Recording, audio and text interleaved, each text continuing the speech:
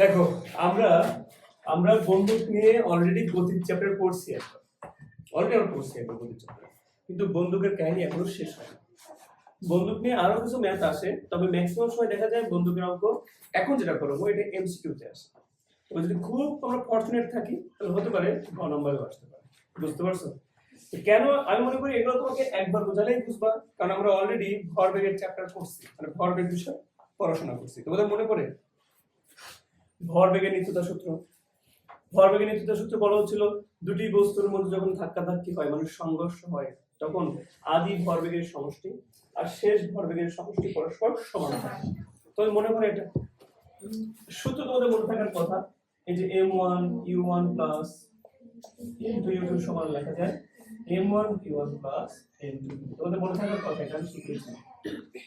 দুটি বস্তুর মধ্যে আদি ভরবেগের সমষ্টি আর শেষ ভরবেগের সমষ্টি পরস্পর কি হয়? সমান। এই থিওরি দিয়ে আমরা অনেক রকম ম্যাথ করতে পারি। ধরো সংঘর্ষের ম্যাথ করতে পারি, আমরা বন্দুকের ম্যাথটা এখন করব, এমনকি নৌকা থেকে লাফ দিলাম ওই ম্যাথটা আমরা এইটা দিয়েই করব। ঠিক আছে, চলো ধীরে ধীরে বুঝাই। বন্দুক নরমালি ধরো এটা একটা অদ্ভুত বন্দুক, কারণ আমি বন্দুক লাগাইতে পারি না।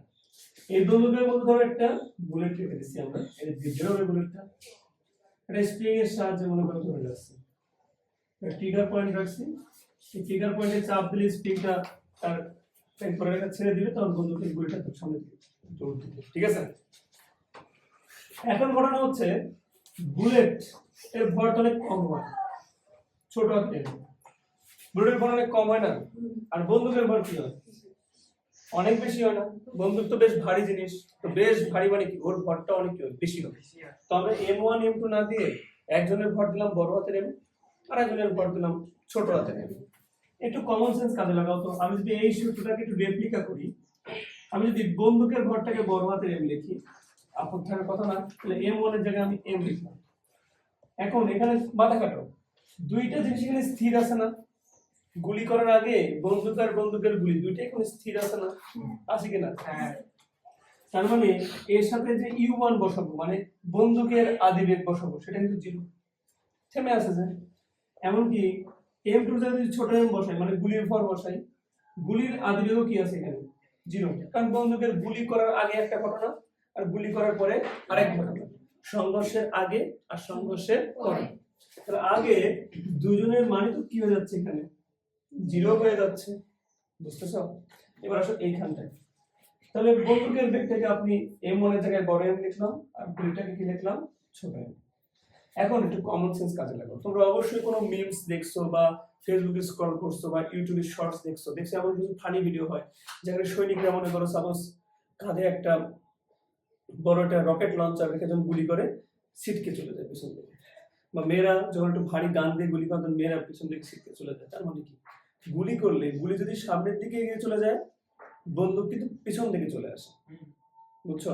তোমরা যারা গেম খেলো, অনেকে তো গেম ফ্রি ফায়ার খেলো, তোমার রিকোয়েল হয় না, কাঁপে, কাঁপানোর জন্য আমরা আসলে কি করতে পারি না, ভালো মতো শত্রুর গায়ে লাগাইতে পারি না, না হেডশট দিতে পারি না, এমনটা হয়।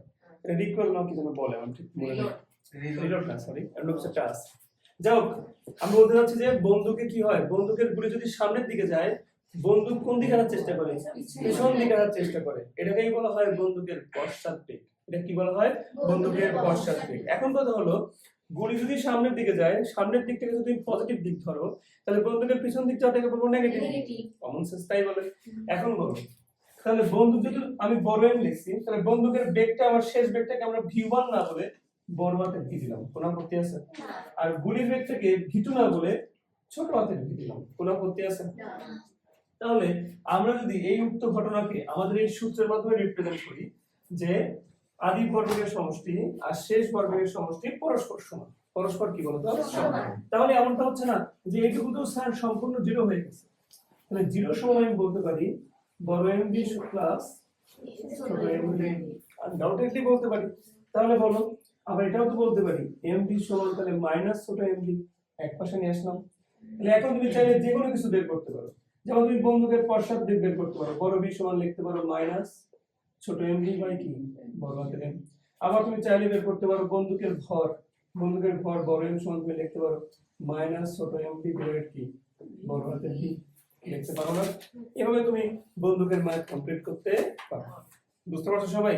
এটাই ছিল আমাদের বন্দুকের ম্যাথ করার আমাদের যে বেসিক সেটা। ঠিক আছে, আমরা একটা ম্যাথ দিয়েছি তোমাদেরকে, ম্যাথটা আমি ভিডিওর মধ্যে দিয়ে দেবো, সমস্যা নেই।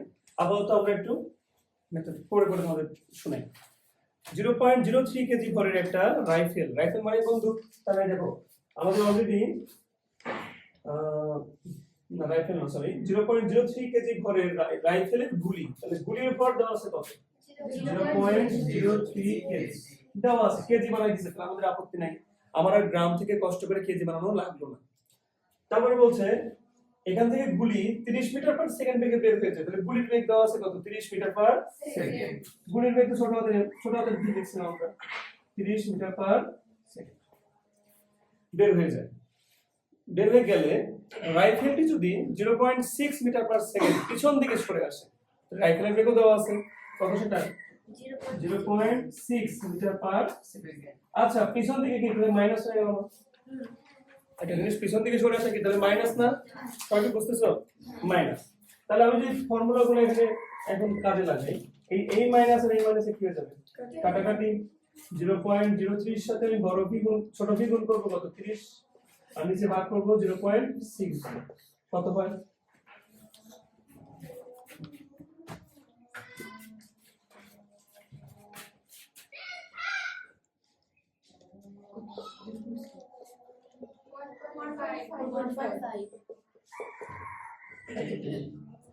তার মানে রাইফেলটার ভর ছিল 1.5 কেজি, আর গুলির ভর অবশ্যই অনেক কম হবে, আসলে অনেকখানি কম, 0.03 কেজি, অনেক ছোট। বুঝতে পারছো কথাটা? তাহলে বন্দুকের ম্যাথ কেমন করে আসবে বুঝতে পারছো না? পারবে না?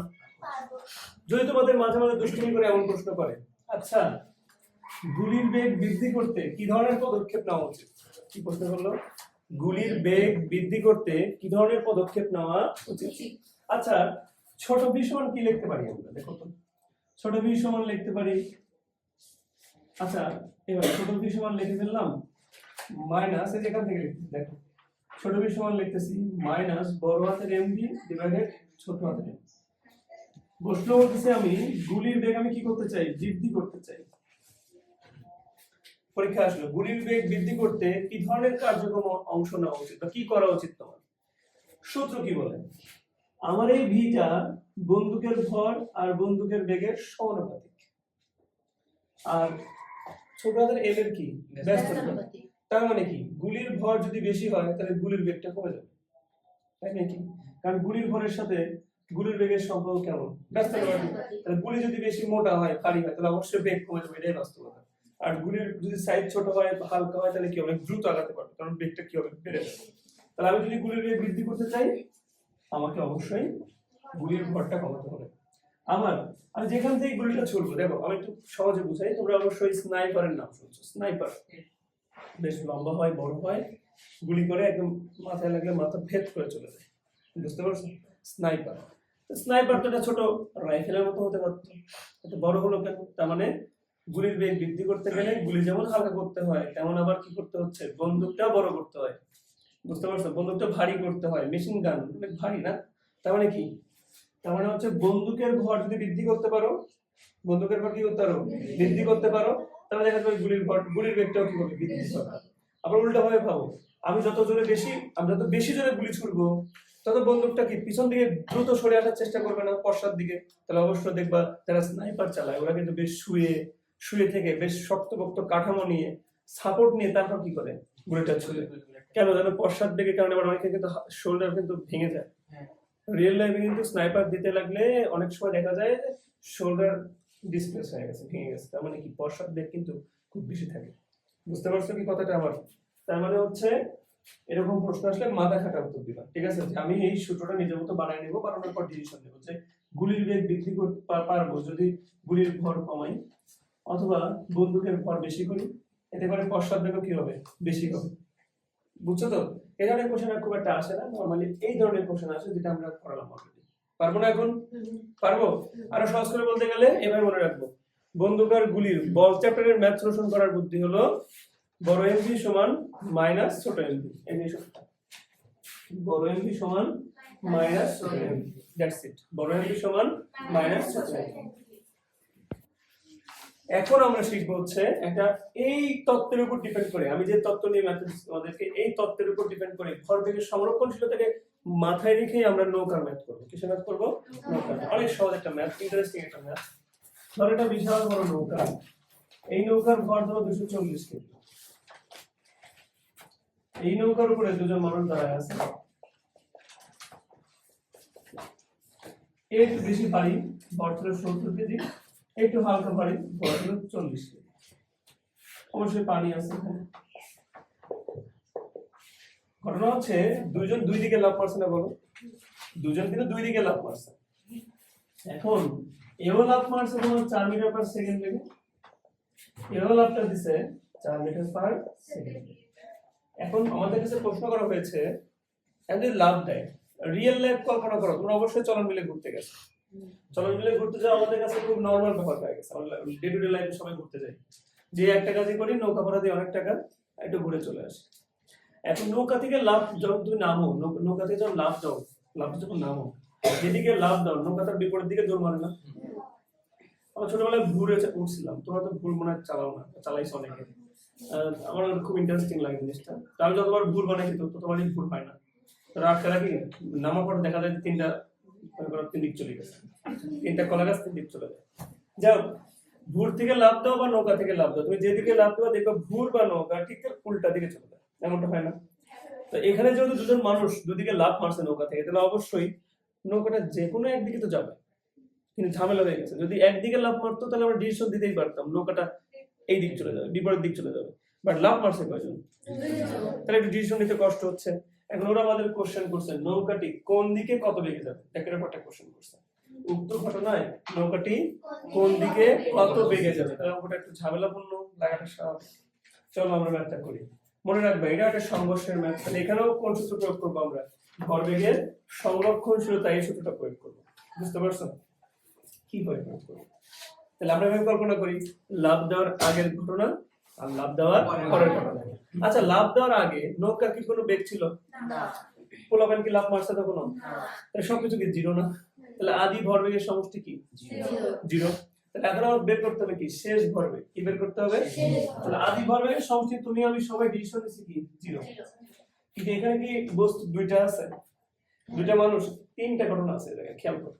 এই একটা মানুষ, এই একটা মানুষের নৌকা নিজে একটা ঘটনা। নৌকাতে ভর দেওয়া আছে 240 কেজি, নৌকা ভর দেওয়া আছে 240। এটা 3 জন আছে, কপি কলের ম্যাথের মধ্যে 3 জন আছে। কজন আছে? 3 জন।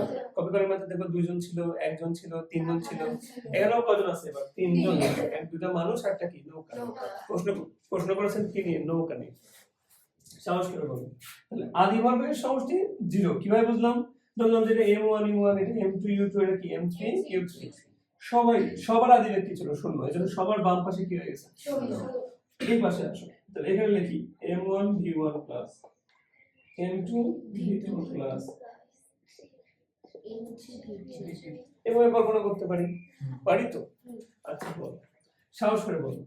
আমি যদি m1 টাকে বলি এই 70 কেজি ভরের মানুষ, এটা কি বাম দিকে লাফ মারছে না? তাহলে মাইনাস দিয়ে দাও একটা সামনে, বাম দিক মাইনাস ধরো, ডান দিকে কি ধরো? প্লাস ধরো। সাইড নোট দিতে পারো, ডান দিকে প্লাস, বাম দিকে মাইনাস। তাহলে এর বেগ ডান দিকে লাফ মার, বাম দিকে কত বেগে লাফ মার? 4। ঠিক আছে। এবার এই ব্যক্তি 40 কেজি ভরের ব্যক্তি, এটাও 4 মিটার পার সেকেন্ডে লাফ মারছে, বাট ডান দিকে মারছে, দ্যাটস ওয়াই আমরা প্লাস রাখলাম। m3 নৌকার ভর ধরলাম 240 কেজি, কিন্তু v3 আমরা জানি না, জানি কি? না। এটাই তো বের করতে বলছে। এটা কি করতে বলছে? চলো তাহলে আমরা সবাইকে ওই পাশে পাঠিয়ে দিই। তাহলে v3 সমান আমরা লিখতে পারি, এটা পাশে গেলে প্লাস 428 280, এটা প্লাস পাশে গেলে কি মাইনাস 4 4 কত 16, আর এটা কি গুণাকার আছে না, এই পাশে কি হয়ে যাবে? ভাগ। এর হিসাব করে বলো তো, হিসাব করে কত হয়? 0.5 মিটার পার সেকেন্ড হয়। এটাকে আমি সব করেছি অলরেডি, 0.5 মিটার পার সেকেন্ড হবে। এখন কথা হচ্ছে মানটা কিন্তু কি আসছে বলো তো? প্লাস আসছে। তাহলে প্লাস আসছে, তার মানে তুমি শিওর হয়ে গেছো প্লাস আসার অর্থ হলো সে কোন দিক যাবে? এই যে যাকে তুমি প্লাস ধরেছো তার দিক যাওয়ার কথা। তার মানে কি 40 কেজি ভরের মানুষটা যেদিকে লাফ মারছে, নৌকাটা সেই দিকে কত বেগে যাবে? 0.5 মিটার পার সেকেন্ড বেগে যাবে। কোনো সময় আন্ডারস্ট্যান্ড করতে পারছো কিনা? সবাই বুঝতে পারছো? আমাদের এবার টপিকের নাম হচ্ছে বলের সাম্যতা। বলের সাম্যতা কি জিনিস এটাই তোমাকে ঠান্ডা মাথায় বুঝতে হবে। কি জিনিস দেখো, ধরো একটা সুন্দর বক্স, এই বক্সটাকে তুমি এইদিকে টানতেছো 5 নিউটন বল, ঠিক তার উল্টা দিকে কেউ কেউ টানতেছে 5 নিউটন বল। তাহলে কি বক্সটা আসলে এখান থেকে নড়াচড়া করবে? দুই দিকে সমান সমান বল টানা হচ্ছে না। তার মানে কি আসলে দুজনে কি করে দিবে? নাকচ করে দিবে, তাই না? তার মানে আসলে লব্ধি বল কি হবে এখানে? জিরো। এই যে লব্ধি বল জিরো হয়ে গেল, বস্তুটা অনড় মানে ওখানেই আছে। এই ঘটনাকে বলি আমরা বলের সাম্যাবস্থা। কি বলি আমরা? বলের সাম্যাবস্থা বা সাম্যতা। বলে কি বলি আমরা? সাম্যতা। ক্লিয়ার তো? একটা মজার ম্যাথ দিই তোমাদের, এটা তোমার একটা মজা হবে। দেখো, একটা সুতার সাহায্যে একটা ভারী বস্তু আমি ঝুলাই দিচ্ছি এখানে। এই ভারী বস্তুর ভর আমি বলে দিলাম 10 কেজি। সুতার সাথে যদি ঝুলে আছে তাহলে কি সুতার একটা টান বল আছে না? সুতাকে কি বল প্রয়োগ করতেছে? টান বল, টানতেছে উপরের দিকে।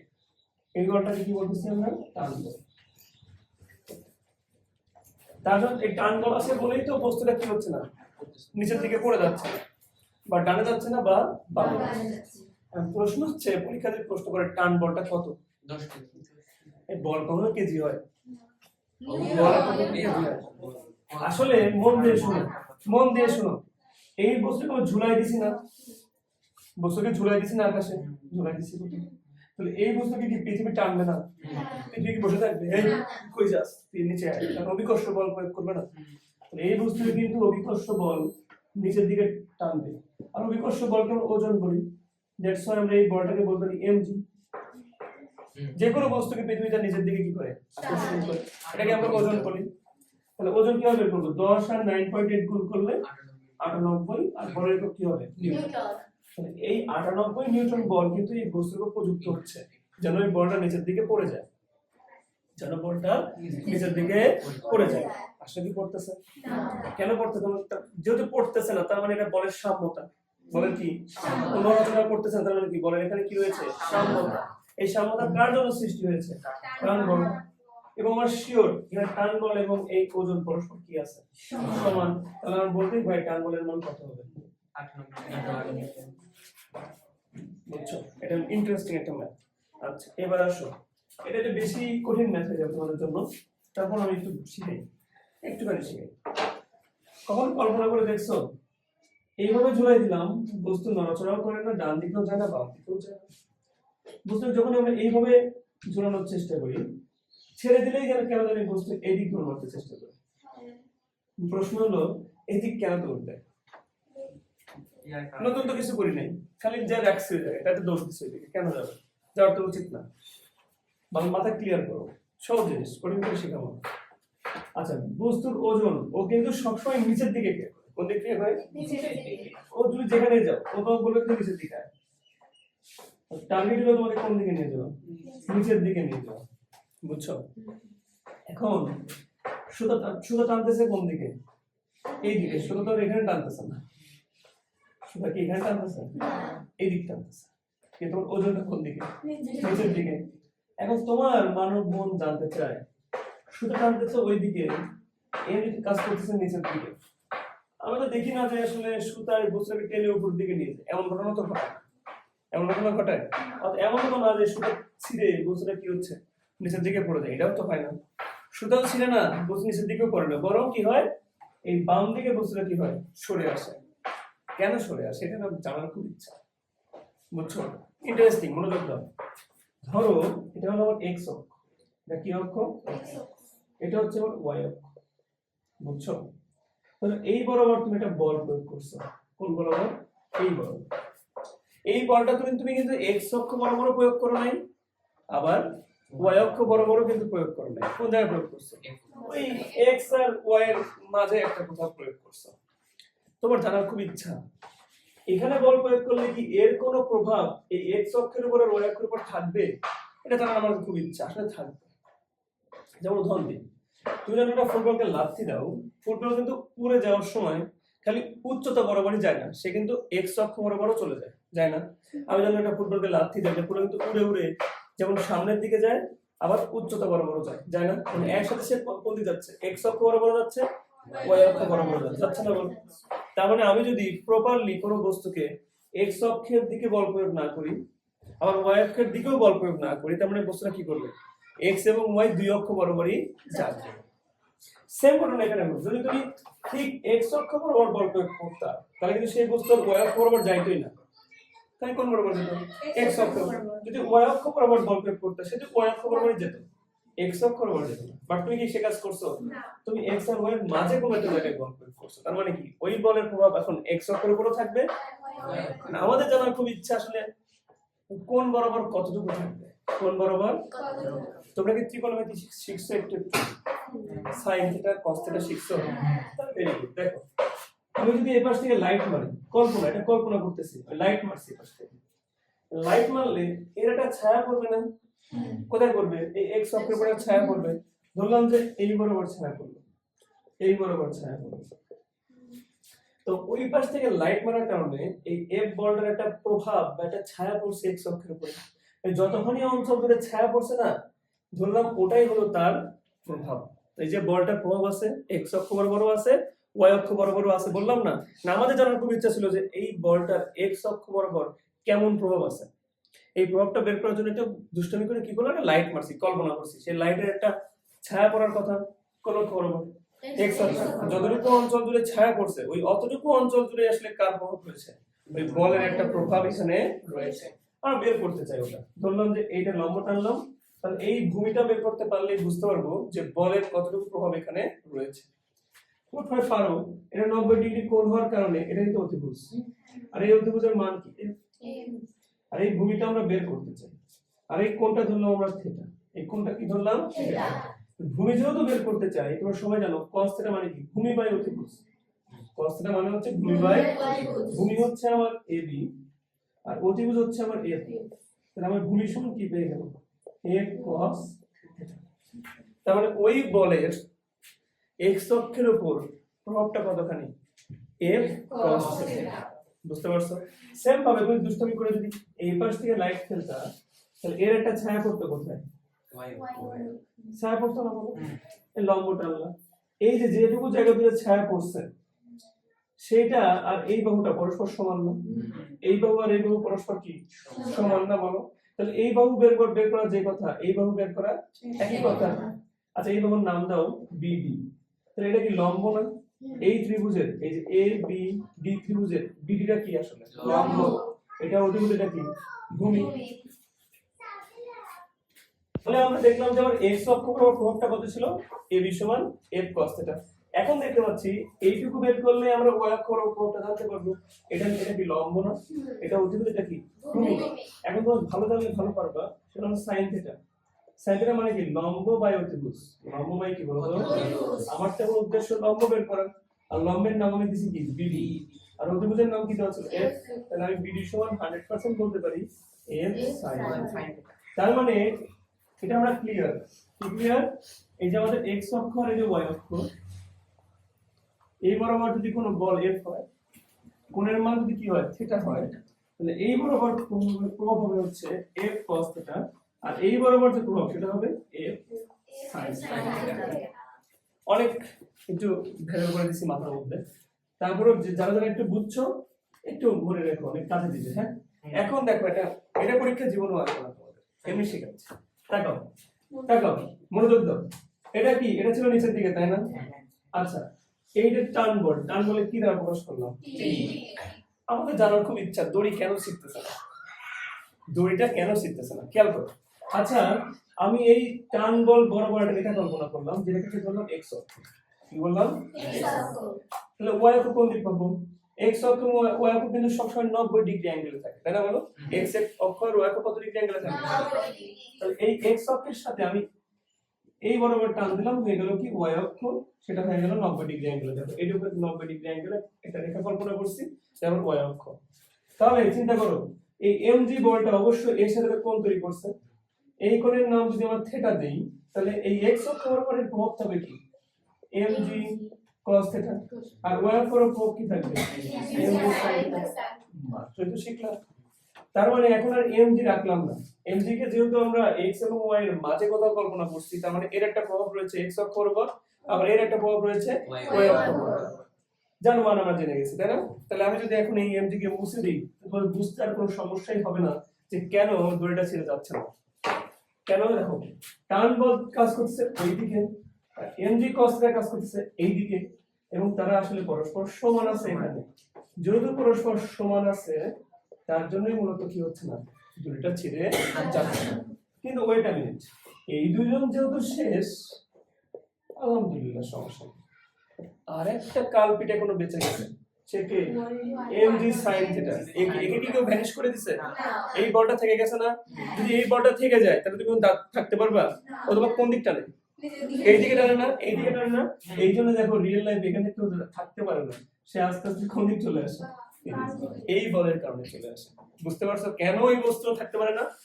মেন দায়ীকে mg sin থিটা। বুঝতে পারছো? তাহলে দুষ্টমি করে যদি তোমাকে আমি কখনো কোশ্চেন দেই যে একটা বস্তুকে আমি 30 ডিগ্রি অ্যাঙ্গেলে দাঁড় করাই দিচ্ছি, এখানে বস্তুর ভর মনে করো 10 কেজি, তাহলে এই সুতার টান বল কত? প্রশ্ন করলাম সুতার টান বল কত? তুমি অবশ্যই বলবা T সমান mg cos থিটা। মানে শুধু mg না দিয়ে কি বলবা? mg cos theta. এই যে দেখো, তাহলে m এর মান 10, 9.8 cos 30 ডিগ্রি 98 √ 3/2, 49, তাহলে 49 √ 3 নিউটন। তার মানে এরকম বাঁকা করে যদি তুমি কখনো জিজ্ঞেস করে টান বল কত, সেটা মান হবে 49 √ 3 নিউটন। ক্লিয়ার সবাই? এটা অতটা মানে ইম্পর্টেন্ট টপিক না, বাট এরকম কোশ্চেন আসলে পারলে নিজের মধ্যে ফিল হবে যে তুমি ফিজিক্স বুঝো। বুঝতে পারছো সবাই কিছুটা কি বললাম? ওকে, ভালো থাকো সবাই।